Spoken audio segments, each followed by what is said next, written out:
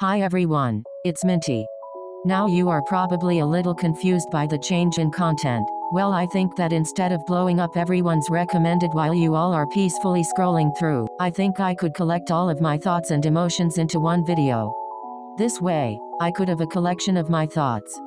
Don't worry, gacha will still be the main focus of my channel. I don't really have a name for this series. But I want this series to be a safe space for everyone to discuss their views on topics that are usually quite sensitive. So, I'll be sure to have a trigger warning before the beginning of each video. I want this channel to be a safe space for all, so any discrimination will not be tolerated and will be instantly removed. I also want to clarify that in this series, all of this is my own personal opinion. If you don't agree, leave a comment and explain your point of view. I love having friendly debates. Anyways, thanks for listening to the introduction. Let's start this series off with a topic I am very passionate about: shipping content and the toxicity behind certain ships. I'd like to start off with my own personal favorite shipping dynamic, the friends to lovers trope and its counterpart enemies to lovers. Don't get me wrong, enemies to lovers is a wonderful trope. If done correctly, it can show how the difference in individuals' personalities can shine through but can also balance each other out. Some of my favorite ships are enemies to lovers, such as Courtney x Duke and Catra x Adora Warner x Juliet from the book Shatter Me. However, I feel like people use this trope to excuse toxic ships such that are borderline abusive, such as Bakugo x Deku, Joker x Harley Quinn, Cassandra x anyone, Mikan x Junko and Cartman x anyone. Let me start off with explaining the issues with these ships. Bakugo is verbally and physically abusive to Deku. He even told himself to self-end at the very first episode of the series. Does Bakugo improve? Yes, but that shouldn't be romanticizing his anger issues and his clearly undiagnosed inferiority complex. The fact he is so violent means he isn't in control of himself while in a relationship. Imagine the verbal abuse Deku would get if he stepped a toe out of line. I'm not exactly in the fandom, but as a result of my best friend being in it, I know for a fact that Bakushima, or more commonly known as Kirishima x Bakugo, is more accepted as Bakugo isn't violent and snappy towards Kirishima, while Kirishima could help Bakugo improve himself to be a better man. Next ship, Joker x Harley Quinn. I love Harley. I adore everything about her character. She was originally a psychologist who becomes a statistic in psychology studies. Specifically, Stockholm Syndrome. That is literally Harley's whole character. She suffers from Stockholm Syndrome from Joker, which is explained further in her series Harley Quinn. Her whole character is that she does know Joker is treating her like a disposable toy while he chases after Batman. But Stockholm Syndrome is so difficult to overcome. It takes the intervention of her best friend Ivy to step in. Due to her degree, she realizes instantly and breaks it off with Joker. So, I can't understand why people would ship someone who is clearly mentally struggling with someone who literally spoke about aborting their child. Referenced from the comic books. A much healthier ship is Harley x Ivy for multiple reasons. Ivy is shown to be very close with Harley and is looking out for her best interests. She also makes sure that Harley doesn't go crawling back to her abusive ex, Joker. Ivy is the anchor that Harley needs, although I appreciate the fact that they didn't shove their relationship down our throats and only got together canonically once Harley worked on herself. Another toxic ship under the enemies to lovers trope is Cassandra x Pico. I have an issue with this ship for a lot of reasons. It has been confirmed by the creator that Pico suffers from schizophrenia from the shooting and carries a gun around for his own safety.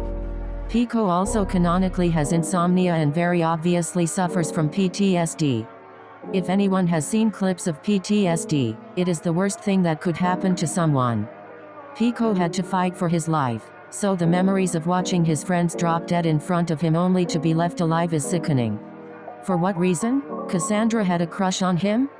That isn't okay. Just because a shooter had a crush on a victim does not make it okay to inflict years' worth of trauma onto them. Cassandra doesn't even seem that nice to Pico. She seems like an angry and bitter person in general. Hell, she shot up the school because of fucking apples and bananas. However, I like Cassandra's character as she is a demonic entity known as a Penillion which feeds off the despair and anger of others. So, manipulating a group of already hurting teenagers into being her minions in this game of cat and mouse would have been easy for her. So she did. She joined the Goths. However, if she feeds off the despair and angst of others, why should Pico be with her? She would deliberately go out of her way to make him miserable in order to get her feed. Cassandra is an abusive sociopath with no care for humanity. On the bright side, there are lots of more healthier ships for Pico to be in. My totally not biased and definitely not my personal favorite, Nene x Pico. What I love about this ship is that Nene also has the same trauma as Pico. She was also a part of the shooting and has similar trauma from Cyclops. As it's hinted in animations that he also crushed on her and how he kept her alive. Pico and Nene could bond and heal with each other. Do both of them have major flaws? Yes, this relationship isn't perfect in any way.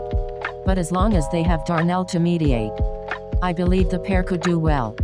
Another popular ship, Pico ex-boyfriend. Now I find this ship quite adorable as now it's canon that Pico and boyfriend were a couple. I could picture boyfriend being understanding of Pico's situation and being a comfort to such a chaotic character, considering that boyfriend is very sweet and understanding. I also reckon that boyfriend could try and bring Pico out of Philadelphia and try to remove him from that toxicity. The only real issue I have with this ship is the over-fetishization, but I have met multiple fans of Pico ex-boyfriend and they agree the gay fetishization is quite appalling. Okay, I need to admit, I don't like Mikan. The fact she's only used for fetishization is quite uncomfortable to me. The way she is strangely obsessed with Junko freaks me out. Which brings me to the start of my point. Mikan had her uterus removed and inserted Junko's so she could give birth to Junko's babies. What the fuck? Not to mention the psychological abuse on Junko's side is disturbing to a high degree. It's just a quite disturbing ship all around. It's just so icky tbh. I personally don't ship Mikan with anyone. However, I do know a lot of people ship Mikan with Ibuki Maeda. Good for them. I'm glad that Mikan is with someone who won't call her an ugly pig for being too slow to be a footstool. I can see the relationship, but personally I don't ship it. I do think it's quite nice. Now for the final example, Eric Theodore Cartman. Also known as the most disturbed spawn of Satan I have ever seen. He grounded up his own father and fed it to his half-brother. He is abusive in literally every aspect. It's not even that hard to tell. He is a manipulative sociopath and feels no respect for anyone. Which is why I find it difficult to understand why people would ship Eric with his biggest victims such as Butters or Kyle. We won't even discuss what he would be like in a relationship thanks to Heidi being a prime example about how he literally destroys people. It's sickening. Cartman makes Hitler jokes, ginger jokes, and has attempted to kill Kyle on multiple occasions. So it's quite disgusting on how they are considered cute due to Cartman falsely claiming he was gay with Kyle to make sure Token and Nicole get together because he believes that blacks belong together. How repulsive. As a Buterskin, it makes me really uncomfortable seeing people ship him with Eric. Butters has been taken advantage of in every way by Cartman. It makes me sick to my gut. I don't see any evidence of them being cute other than the fact that Butters is not only heavily abused at home by his father, neglected occasionally by his mother, also harassed by his grandmother but also faces torment at school at the hands of Cartman. Now, what are some healthy alternatives for an enemies to lovers for Eric Cartman? None. There are literally none. Eric is a sadistic sociopath who literally licked the tears of his brother because he enjoyed watching his brother cry. Wendy, Kyle, Kenny, Butters and Stan are all tortured by this fat fuck's existence and he'd be better off in an insane asylum at this point. Now, let's discuss friends to lovers. This is a more healthy alternative to enemies to lovers, as instead of showing the flaws first in a relationship that can cloud abuse, it shows the friendship, trust and love develop between two characters who are already extremely close.